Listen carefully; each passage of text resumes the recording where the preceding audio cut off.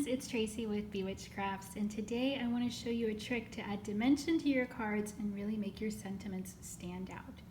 So I have a die today from Simon Says Stamp, and it creates this sentiment, Wild About You. But when I die cut it, it's very delicate. It's going to be hard to adhere to my card with anything other than liquid glue. So I'm not going to be able to use something like a foam dot or foam tape behind this. So instead, my option is to grab some scrap cardstock and cut multiple layers. So let's take a look. So as you can see, this is one layer, and it's a little delicate, it's kind of thin. If I then take a whole bunch of these, so this will be 5, I'm going to use my precision glue gun. This is from My Sweet Petunia, and I'm just going to glue these layers together. So it takes very little glue. I don't think you're going to be able to see these tiny dots on the camera, but trust me, that's what I've got. You can use like a light trace of glue as well. I like dots. This glue dries clear. I use the glue that came with this, but I also like Barely Art if I have to refill it. And it does come with a separate empty glue bottle so that you can choose your own liquid adhesive to use with it. So that's about enough there. And I'm just going to take this layer here and kind of carefully adhere this. And now I'm going to take my cardstock layer and make this the top. And when I do, I have a choice, right? So I can make this just stand out with the dimension, or if I want to, I can create a bit of a shadow.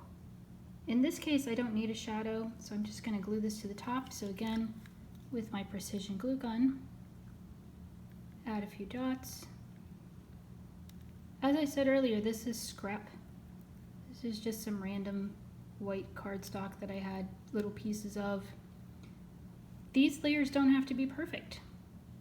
If, for example, when I was die cutting this, maybe a little bit of this serif here hadn't come out just right, I have no problem using it. Doesn't have to be perfect in the under layer unless you're going to do that shadow. And even then, it's really only the top layer that has to be perfect. So now I've got my colored layer here. And because I'm using a liquid adhesive, I have a little bit of play so I can line it up perfectly, move it around a little bit. Now all I need to do to add this to my card is turn it over, go back with my precision glue. I'm going to add a little bit more now because I'm doing a whole lot of layers here. This is going to be a total of 6 layers. You could go 3 to 5, I think, is what I use the most.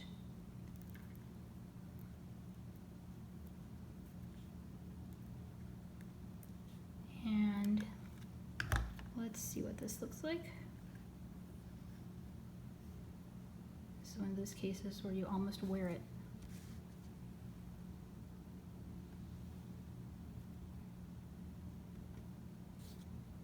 So now I've got it down on the card.